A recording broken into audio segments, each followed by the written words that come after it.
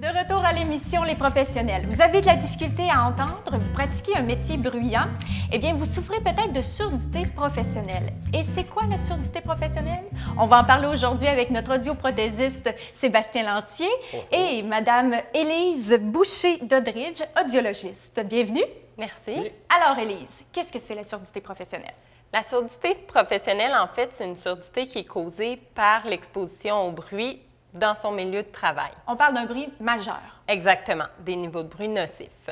C'est une surdité, en fait, qui est permanente et généralement qui atteint les deux oreilles de façon assez égale. OK, c'est pas nécessairement, on peut pas développer ça plus d'un côté que d'un autre? À moins que le bruit soit vraiment toujours d'un côté, mais sinon, quand c'est le bruit ambiant qui est très fort, les deux oreilles sont atteintes. Et c'est dû souvent à une longue carrière dans le même métier bruyant ou ça peut être sur une courte durée puis on a développé ça instantanément? En fait, ça dépend beaucoup du niveau d'intensité. Plus le niveau d'intensité est élevé, plus on a des risques de dommages, mais aussi la durée. Donc, plus la durée est importante, plus il y a des risques de dommages. Il y a toujours une certaine fragilité personnelle, donc une personne peut être plus apte à développer ça qu'une autre, mais les bruits d'impact ou ça peut être des bruits de longue durée, effectivement, les deux peuvent être nocifs. Et est-ce que l'acouphène est un indice de surdité professionnelle? Est-ce qu'on doit faire une différence entre les deux? En fait, l'acouphène, c'est un des symptômes, souvent le premier symptôme que les gens nous rapportent. Donc, ils vont me dire, ils vont venir dans nos bureaux principalement parce que j'ai les oreilles qui cillent, j'ai les oreilles qui bourdonnent. Et puis, finalement, on fait le test. Puis, effectivement, il y a une surdité aussi, pas juste l'acouphène. Et peut-être pour des gens là, qui se reconnaîtraient à la maison, est-ce qu'on peut nommer des types de métiers qui sont particulièrement bruyants où on devrait peut-être avoir une petite clochette qui sonne? Travail en usine, camionneur, mécanicien, même policier. Tous les métiers sur la construction qui ont des outils qui sont vraiment très forts. Et quand on pense travail, dans ces cas-là, M. Lantier, est-ce que la CSST peut nous aider? Énormément. Surtout le programme de la CSST est un excellent programme pour les travailleurs. Dans le fond, ils vont défrayer pour que ce soit pour les appareils auditifs, que ce soit les tests auditifs effectués par Élise, tous les produits d'entretien, les piles qui fonctionnent avec les appareils, tout est pris en charge par la CSST. Donc, c'est pour ça que je vous dis que c'est un excellent programme pour les travailleurs. Ça devient presque un partenaire, finalement, la CSST Exactement. dans ces cas-ci. Tout à fait. Et comment ça se déroule, une ouverture de dossier? Ce qui est important de savoir pour les travailleurs, c'est que ça peut être fait, même s'ils sont maintenant à la retraite, depuis même plusieurs années. Ça peut être fait également, même si l'entreprise n'existe plus, même s'ils n'ont jamais porté de bouchon. Tout ça, on peut quand même faire une demande à la CSST. L'important, c'est d'avoir cotisé à la CSST durant l'emploi et effectivement d'avoir une surdité compatible avec l'histoire d'exposition au bruit. Bien là, ça devient intéressant. Là. Il y a des gens à la maison qui doivent se dire « Ah, moi, je n'étais pas éligible, là, je suis retraité » ou justement, moi, j'ai perdu mon travail parce que tout a fermé. C'est assez simple. La première étape à faire, c'est de faire une évaluation de l'audition.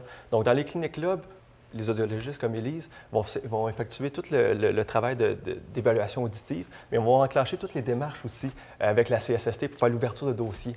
C'est ça. Donc, c'est l'audiologiste vraiment qui s'occupe d'accompagner le patient tout au long des démarches, de le diriger en ORL au besoin, de remplir les documents nécessaires. Donc, on fait tout ça avec le patient. On est là aussi pour répondre à ses questions. Donc, je vous dirais, c'est pas vraiment compliqué. L'important, c'est vraiment de nous téléphoner, prendre rendez-vous en audiologie et puis le travailleur va vraiment être guidé là, tout au long des démarches. Une fois que le test d'audition est fait avec Élise, on y va en audioprothèse, on va aller choisir les bons appareils par rapport au niveau de perte auditive de la personne. Souvent, les travailleurs qui ont travaillé dans le bruit, qui ont des pertes auditives, sont souvent dans les aigus. Donc, c'est vraiment les sons aigus qui sont affectés, comparativement aux sons graves qui sont généralement assez bons. Est-ce qu'il existe quelque chose pour équilibrer? Dans le fond, il y a certains types d'appareils comme ceux que j'ai amenés ici. C'est des appareils qui vont être spécialisés plus pour ce genre de perte auditive-là. Donc, on va aller chercher vraiment les sons qui sont plus affectés par un appareil qui va se placer derrière l'oreille. Puis la partie qui rentre à l'intérieur du conduit auditif, c'est cette petite partie-là ici. Donc, le but d'avoir une petite partie qui rentre dans l'oreille, c'est de garder le conduit auditif ouvert pour qu'il y ait le plus de ventilation possible, faire en sorte que les sons graves puissent passer de façon plus naturelle dans l'oreille. Donc, sans avoir à passer nécessairement par l'amplificateur. Très confortable aussi. Exactement. Côté confort, on ne le sent pratiquement pas dans l'oreille. C'est presque invisible, là. Tout à fait. Exactement. Ça serait le genre d'appareil qu'on va utiliser dans ces situations-là. Il peut même avoir des télécommandes comme celle-ci qui fonctionnent avec les appareils, qu'on peut augmenter, diminuer l'intensité des appareils, changer la programmation, mais aussi avoir le Bluetooth. dans Bluetooth, les appareils. OK. Donc, les cellulaires On est peuvent rendu entrer poussé, là. directement dans les appareils, exactement. Donc ça, c'est les nouvelles technologies qui sont de plus en plus intéressantes, surtout pour les travailleurs qui ont une perte auditive. C'est souvent des personnes qui sont plus jeunes, donc début cinquantaine, par exemple, qui sont très actifs. Donc Bluetooth, très intéressant pour ce type de clientèle. Est-ce que vous saviez que ça existait? Pas du tout. C'est vraiment ingénieux. Exact. Sébastien, j'ai une question pour vous. Le petit appareil s'appelle quoi? C'est le modèle RITE, R-I-T-E. Est-ce Ça que veut c'est dire Receiver in the Ear. Receiver in the ear. Est-ce que c'est dispendieux? En fait, avec la CSST, l'appareil est complètement pris en charge. Donc, il n'y a aucun frais pour le patient à ce moment-là. Mais si je suis juste un Un consommateur... privé, par exemple, là, à ce moment-là, le prix peut varier énormément selon la qualité qu'on veut avoir. C'est-à-dire que dans les appareils auditifs, comme dans bien des choses, probablement dans les lunettes également, on peut avoir des appareils plus bas de gamme ou des appareils plus haut de gamme à ce moment-là. Le coût va varier énormément selon ce qu'on veut avoir comme qualité sonore.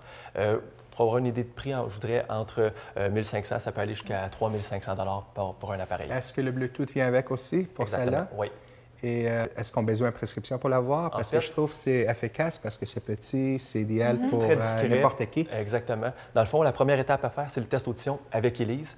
Puis Élise va faire les recommandations pour les appareils auditifs.